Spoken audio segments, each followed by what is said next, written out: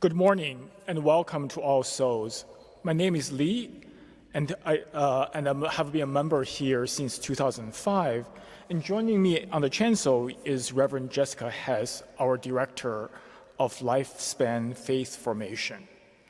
It is a joy to be here with you in the sanctuary and from wherever you are joining us over the live stream. We are a welcoming and inclusive community of members and friends. A special welcome to those who are new or visiting this morning. If you're a newcomer, please introduce yourself to Reverend Jessica and me after the service, and please join us in coffee hour downstairs afterwards. And if you would like to have more information about All Souls, please fill out one of the newcomer cards that's in the pew in front of you and drop it in the collection plate as it passes by. Just as a reminder, children and families are always welcome here in our service. There are chalice bags for sign out at the welcome tables outside for all ages. Typically, we would have childcare in the nursery, which is in the chapel next door. Today, due to scheduling conflicts, unfortunately, that's not available, but it will be back next week. We also love to connect with you during the week. There are events happening here almost every day, a little less so during the summer, but much more frequent during the year. And so if you're not on our mailing list, please let us know that by sending an email to info@allsoulsnyc.org so we can keep you informed about what's going on here at All Souls. And finally, a few quick announcements I want to draw your attention to today. The first is, like I mentioned, there is going to be a coffee hour downstairs after the service where we can socialize and meet each other, so please join us if you have time. Normally, there will be an All Souls in 20 minutes. That is not happening today, unfortunately. And finally, as we kind of go into the service, please remember to silence your electronic devices so that we can now quiet our hearts and minds as we get ready for worship.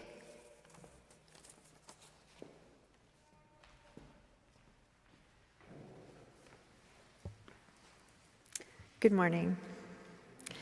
Today we are lighting our chalice in honor of our new interim minister, Reverend Dr. Elaine Beth Parashlua, and she is joining us here today, and we're so excited for our joint ministry together. This is entitled The Spark of Love by Andrea Bursch. The spark of love resides in us all. We are free to act from it or not. If we choose love, how will love shape what we do? If we choose love, how will it improve our actions? If we choose love, how will I treat those around me? If I choose love, will I find it when life gets hard? If I choose love, will you also choose love? Love begets love, and it is love that lights our chalice.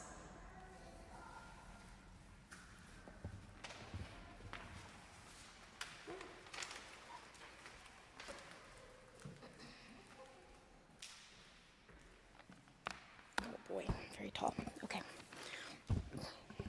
There, how about that? Hi, everybody. My name is Katie, and I sing in the choir, and I'll be singing today, right? And I guess I get to do opening words today, so here they are. I started working here as a choir section leader and soloist in September of 2021. And, just to be clear, I sing in a lot of choirs. So on Fridays and Saturdays, I'm at Temple Emmanuel. Over the summer, I sub at St. John the Divine. I sing with Clarion. I sing with Musica Sacra. I sing at Middle Church when they'll have me in the afternoons. I even go to Sacred Heart down in Brooklyn. I did 3 Easter services this year. Choir work is really humbling, and it's really challenging, and it's also really beautiful, but it's always really just been a job for me. And when I started back in 2021, I really just thought of this as just another gig, one with really difficult and sometimes strange music, but a gig nonetheless. And while I was up there in the choir loft, something about this place just sort of kept tugging at me. The choir kind of began feeling less like a gig and just more safe. I've cried in front of them, like a lot. But I've also been really joyful with them, and I've advocated for myself in a way that I never would have at any of my other gigs. I got to really stop being a pro and just got to be my weird, quirky self. And then you all began to know who I was. You knew my kids. You especially knew my daughter. She's 3, and she's really loud. I couldn't just skip out at the end of services. Y'all would stop me. Folks were really persistent and almost aggressive in their desire to know me. I've worked at a lot of churches, like I've mentioned, and it's incredibly unusual for singers to be treated as more than just the help. So y'all are a little weird, but in the absolute best way. So I just want to say thank you. Thank you for letting me sing for you, and more importantly, sing with you. So I guess now, if you will stand as you are able, and please join us in the bond of union. In the freedom of the truth and in the spirit of love, we unite for the worship of God and the service of all.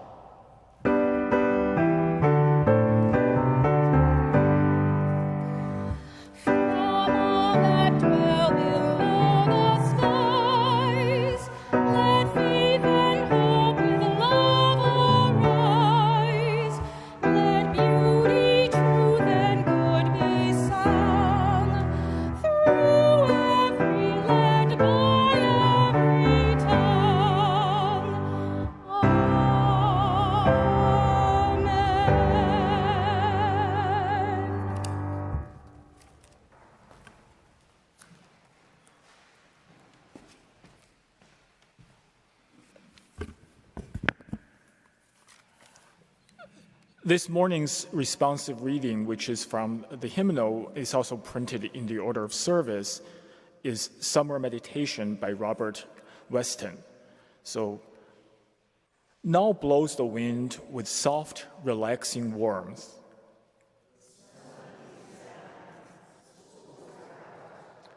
Children swarm in these playgrounds and the streets, and eager city folk, vacation-bound, crowd the broad highways.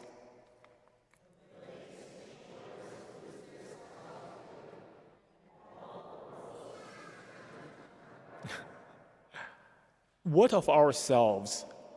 There could be now deep peace, a time for soul searching.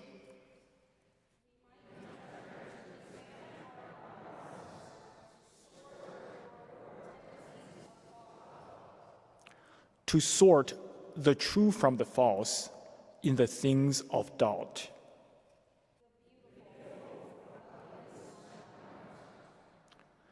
The sun beats down, it's a time for pause.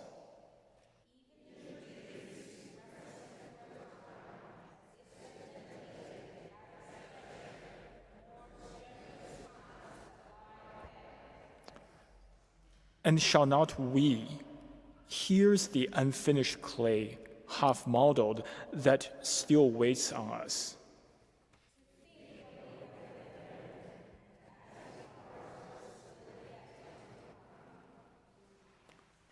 And now please rise as you are willing and able, and join us in singing hymn number 100, I've Got Peace Like a River.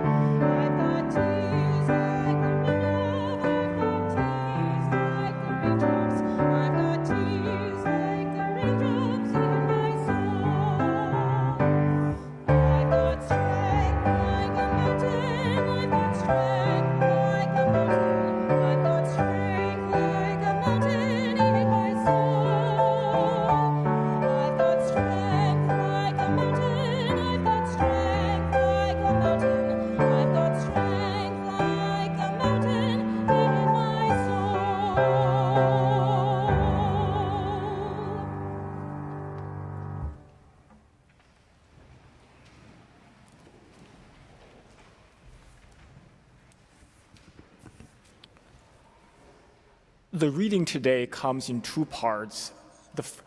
Both are from an essay entitled A List of Things I Love by Andrea Gibson. This is the first part. I love, that could be the end of the sentence, but I love sentences.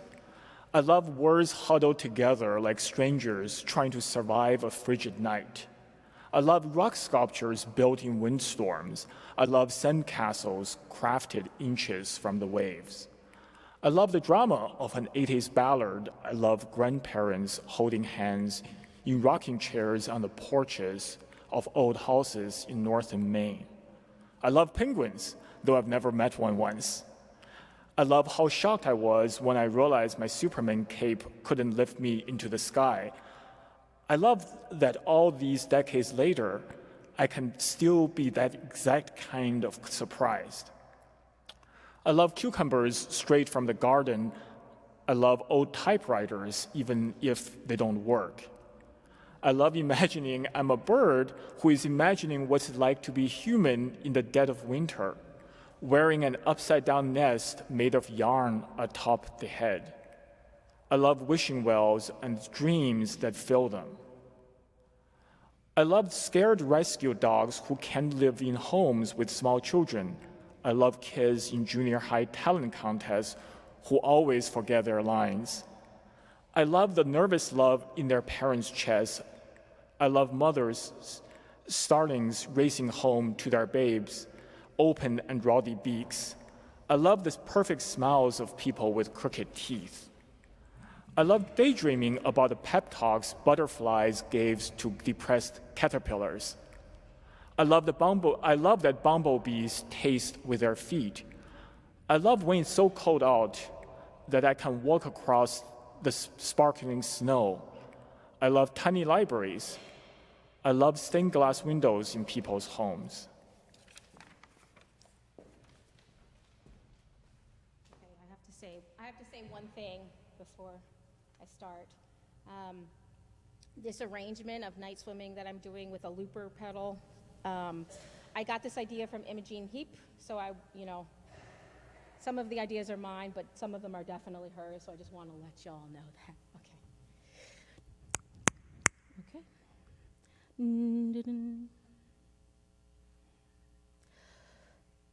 Do-do-do, do-do-do-do-do-do-do-do-do-do-do.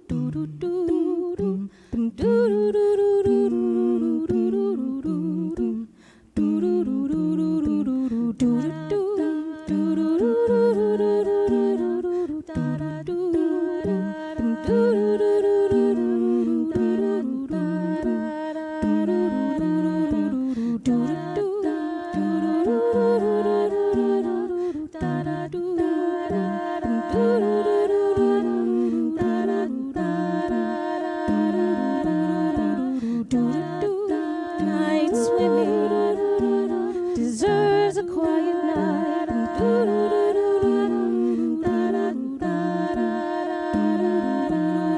The photograph on the dashboard, taken years ago. Turn around backwards so the windshield shows every street light reveals the picture in reverse. Still, it's so much clearer. I forgot my shirt at the water's edge. The moon is low tonight. Night swimming deserves a quiet night. I'm not sure all these people understand. It's not like years ago. The fear of getting caught, of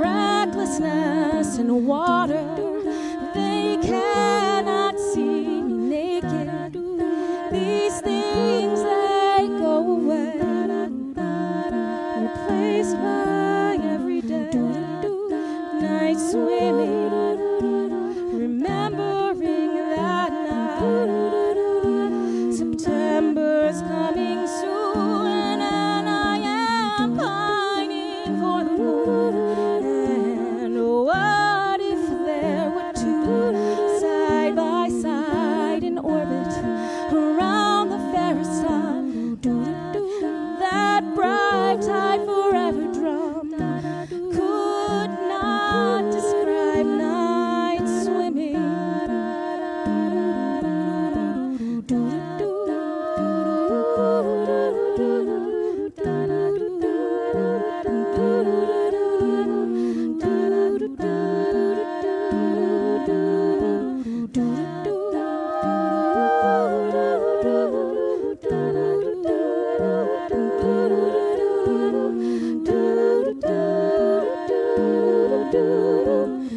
I thought I knew you. You I cannot judge. You, I thought you knew me. This one laughing quietly underneath my breath. Night swimming.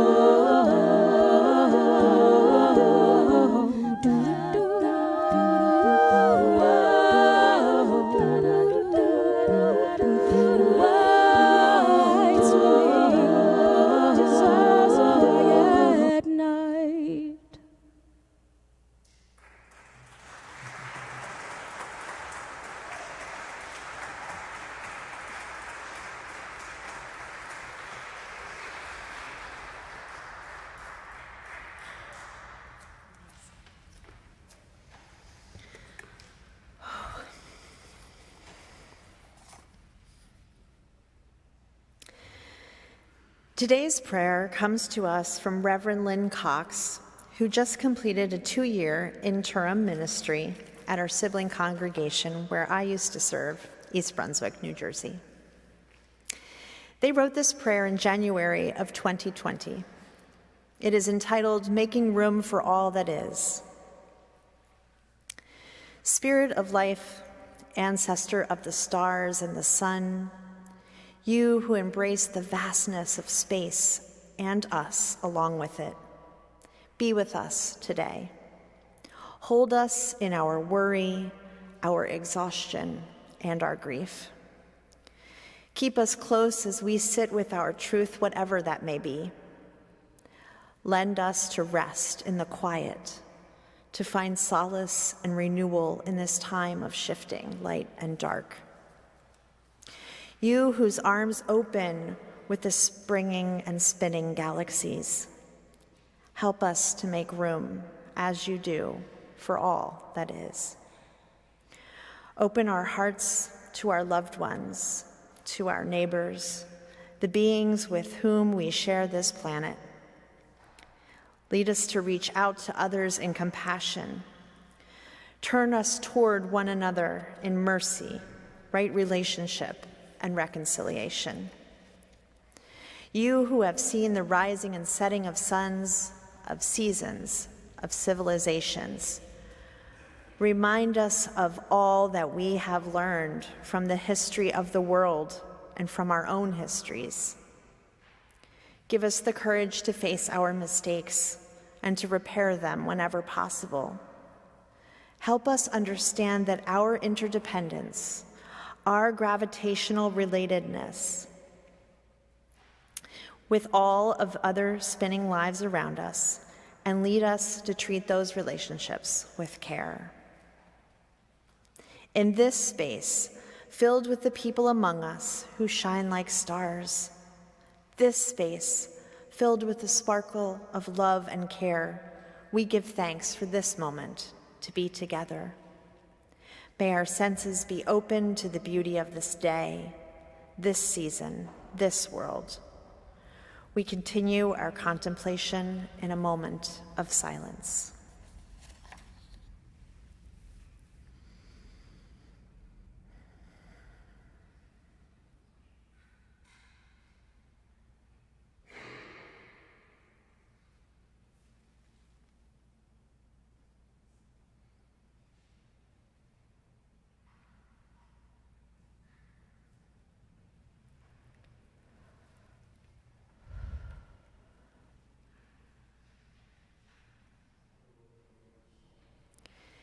Amen. Blessed be. Please remain seated and join in singing Spirit of Life 123.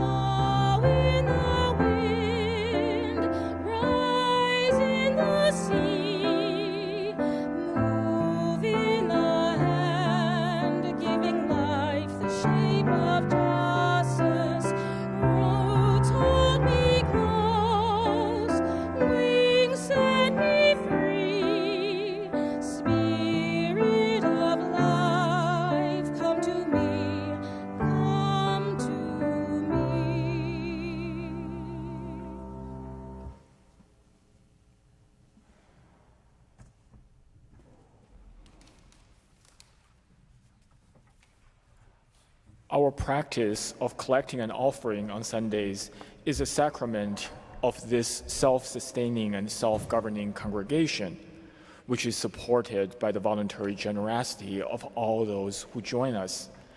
And our offering today will now be given and gratefully received to support our mission of transforming our own lives and the world around us.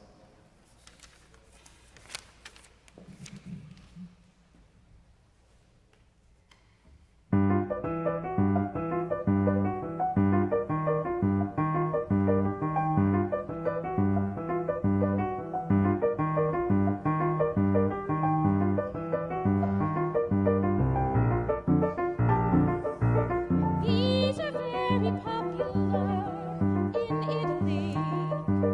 It's a land of naked marble boys. Something we don't see a lot in Winston-Salem. That's the land of corduroys.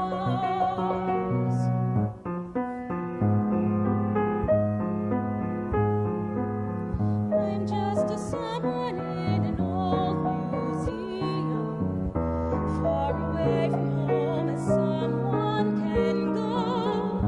And the beauty is I still meet people I know. Hello, this is wanting something, this is reaching for it, this is wishing that a moment would come. This is taking chances, this is almost touching what the beauty is. I don't understand a word they're saying. I'm as different here as different can be. But the beauty is I still meet people like me. Everyone's a mother here in Italy. Everyone's a father or a son. I think if I had a child, I would take such care of her.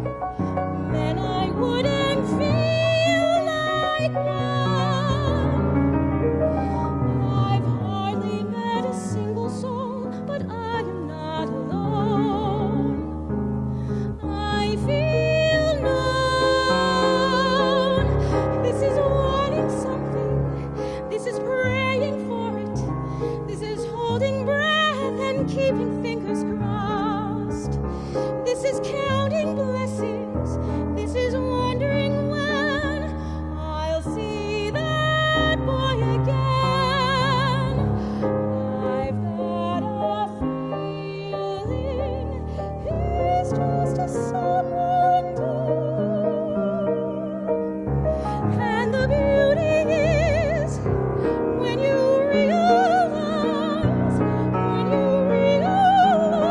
someone could be looking for a someone like you.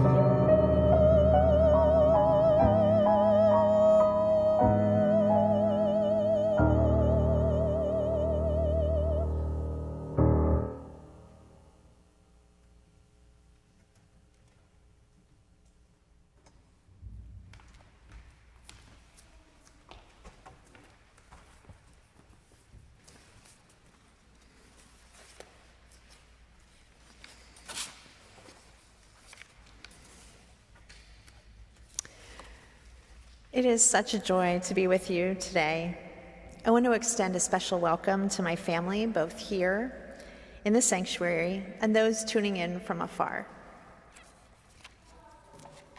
The second part of our reading today from poet-activist Andrea Gibson, which, by the way, it's all one long poem.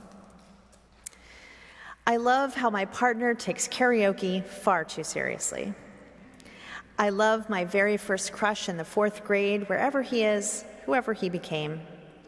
I love phone booths in London. I love ketchup chips from Canada. I love Titan, Saturn's largest moon. I love the 6 perfect holes in my most worn pair of boots.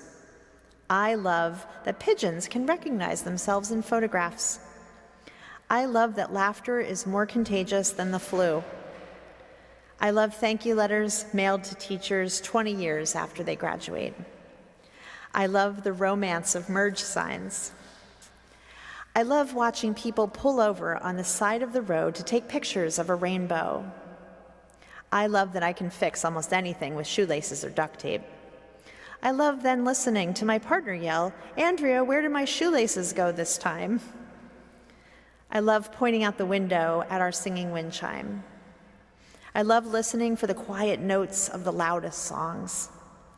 I love carnivals in the parking lots of tiny towns. I love paper planes with love notes written inside. I love watching children realize that seashells on the beach are free. I love the perfect contentment of a kite caught in a tree. I love coffee shops on Saturday mornings. I love the kind kids who have hard lives. I love the mean kids who haven't yet learned a better way to survive. I love that after chemotherapy, my straight hair grew back in curls. I love the tiny hurts that make each pearl. I love trying to jump over puddles and failing. I love that cows have best friends. I love that fleeting moment of annoyance while deep in writing a poem, someone interrupts to ask me to come look at a sunset. I love the instant that follows when I recognize that to be a true poet, I must abandon every poem for every pink sky. I love the pink sky and the sound of my grumpy neighbor opening his door at the same time that I do. I love both of us peeling off the husks of our minds to taste the sweetness of the world's truth. I love what I have in common with people I have nothing in common with. I love that my best friends kiss me on the forehead when I'm sick. I love the baristas in the fancy coffee shops who never smile. I love the old diner signs that say, "Stay a while." I love the desert. I love the sea.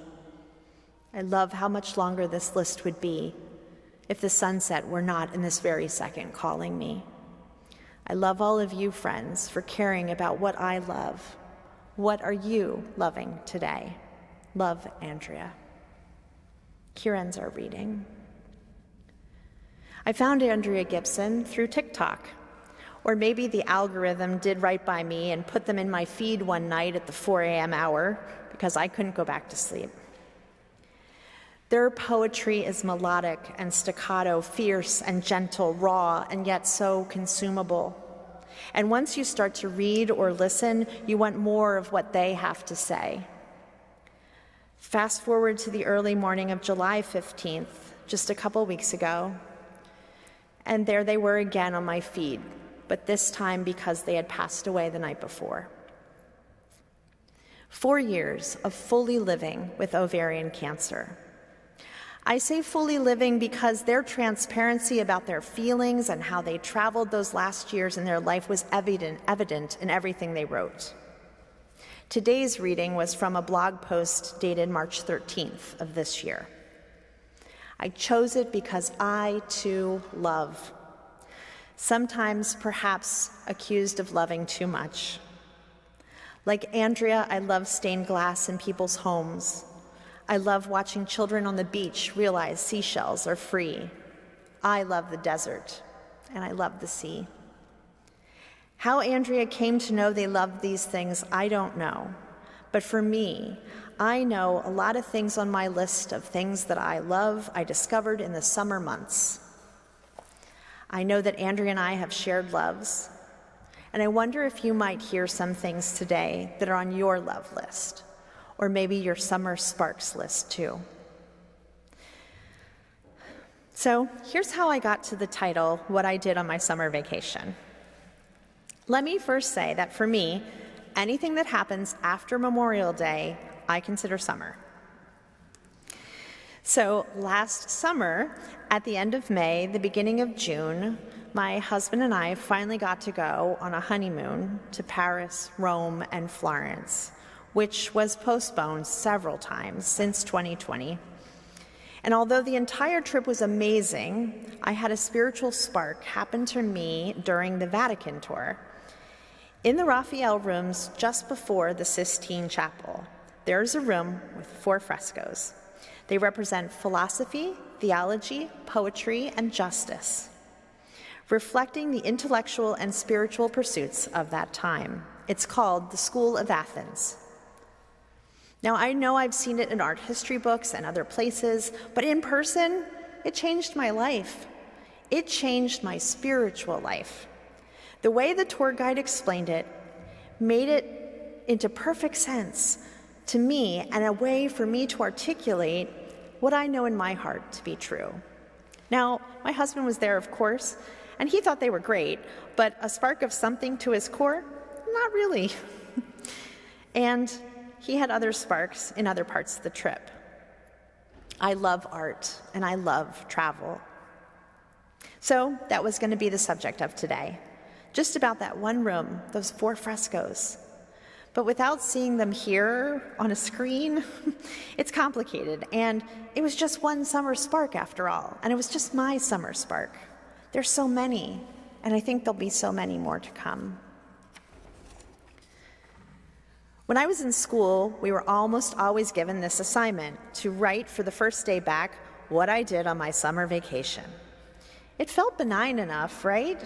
Well, I took the word vacation a little too literally one year, and I recall asking, what if you don't go on vacation? What to write about then?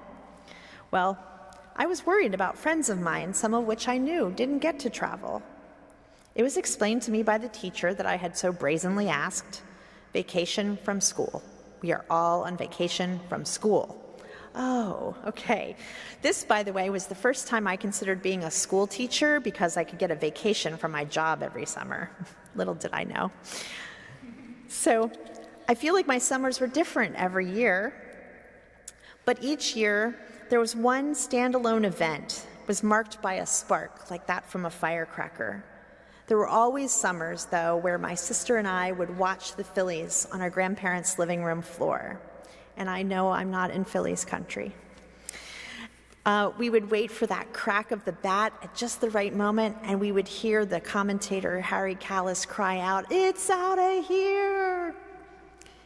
In the evenings, our other grandmother, our Nana, would take us for a walk around the block and visit with neighbors. I loved cherished time with our grandparents and with our neighborhood.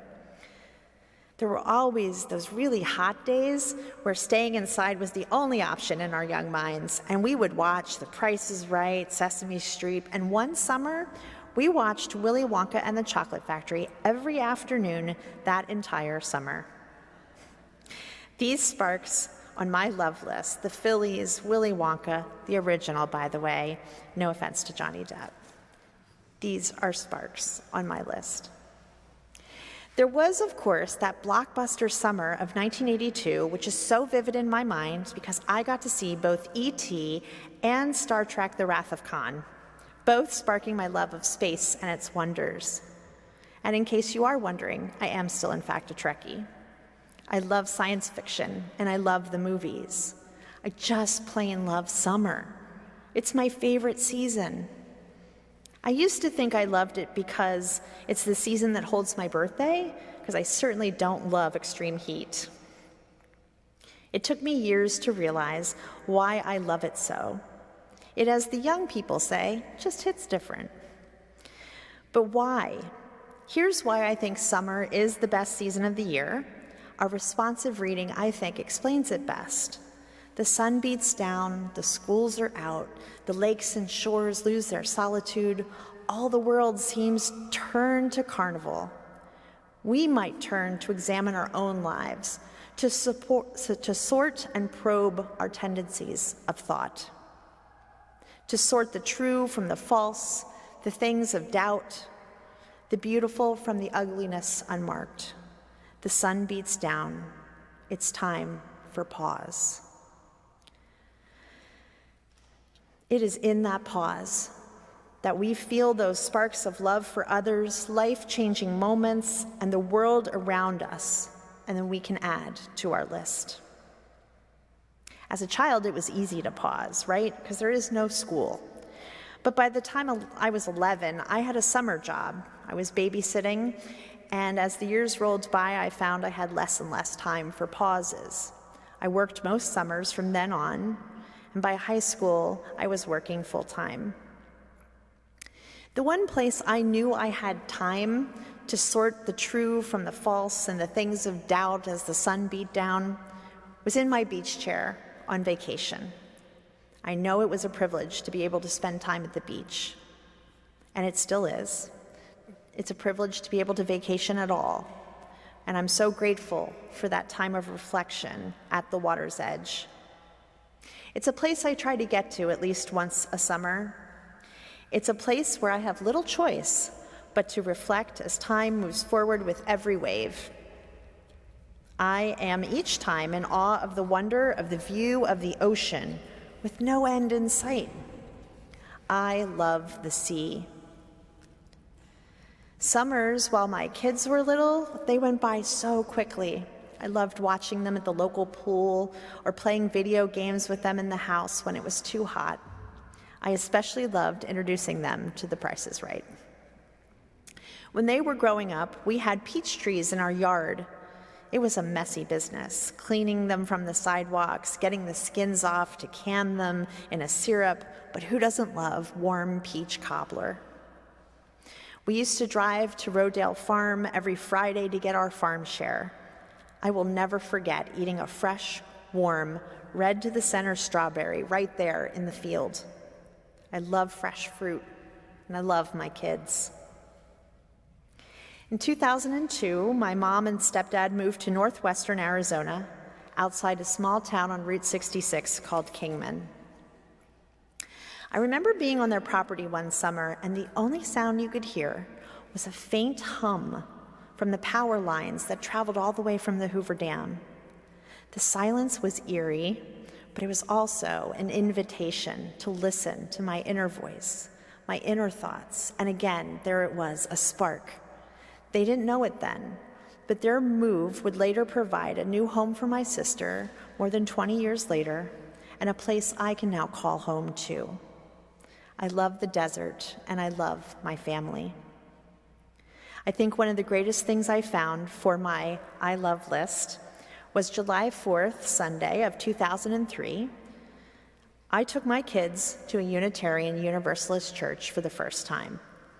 Our welcome that day was not the best, and I'm not sure what the message was exactly, but I felt it was a place I could just pause, and every week if I wanted to. What a gift. I found what would later be my lifeline, my security blanket, my front row seat, my vocation, and my faith, Unitarian Universalism. I love this faith. There are many things I love about it, and I'm sure we might each have some things that we share, and maybe some things that we don't. We are each called to love through the lens of Unitarian Universalism, which amazingly is different for each of us. What is the same for all of us is our foundation of shared values: pluralism, generosity, transformation, interdependence, equity, and justice, with love at the center. There are summers that have been hard for all of us, including this one. We are heartbroken over the loss of life far away in lands we'll never see, and places right here at home. Summers like this one, they still require pause and reflection. It was summer when we as a nation had to recognize who we are when George Floyd was murdered. It's every summer when many kids in this country go hungry, those kids that rely on school lunches and worry about where they're going to get their next meal in the summer. It is summer when flooding is happening across this city, in the nation, and across the world. It is summer when folks like us need to take action so that not just those of us with privilege like me can find peace like a river. It is summer when we find time to pause and to do the hard work, no matter how hard it is. So, I've also realized that the summer of my life has ended, and like the ocean waves, has moved me into autumn. Many of us are in the fall and winter of our lives. We still must remember that every summer we have left, every summer ahead, calls us into a time of reflection, a time to reflect, what did I do on my summer vacation? I vow that every summer, from now on, I will simply say, I love. As our summer here draws to a close this month, we'll return for a new year on September 7th. May we all carry a spark of love and commitment into the autumn. Blessed be, and may it be so. I love you, and I love to sing. So please rise in body or spirit and join me in singing hymn number 149, Lift Every Voice and Sing.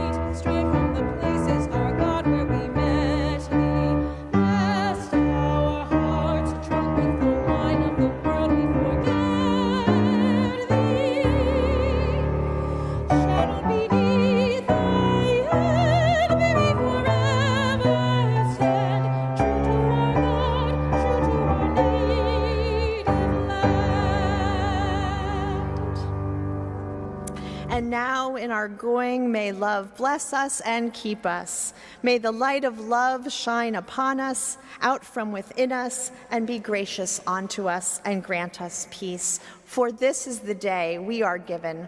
Let us rejoice and be glad in it. Amen.